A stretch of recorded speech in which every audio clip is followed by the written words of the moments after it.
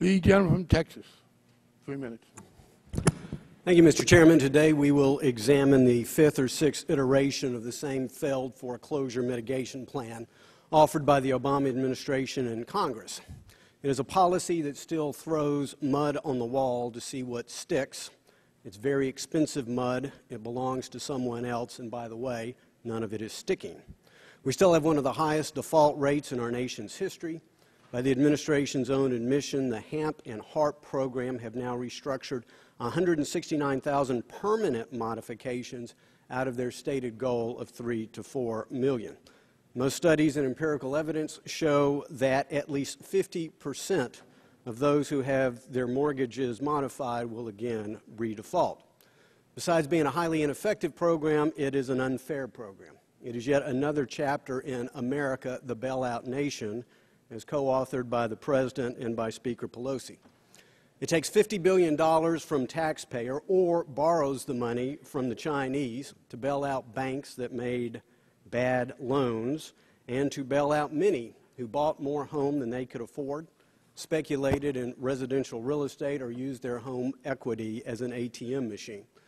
We must remember that 94% of Americans own their home outright. They rent or they're current on their mortgage, and they are being asked to bail out the other 6%. It's a policy that says to the citizens who work hard, who live within their means, who save for a rainy day, you are a sucker. When you're struggling to pay your own mortgage, you shouldn't be forced to pay your neighbors as well. The program's unfair to taxpayers. According to the Congressional Budget Office, General Accountability Office, they say that HAMP, the TARP $50 billion program, will lose 100% of the taxpayer investment.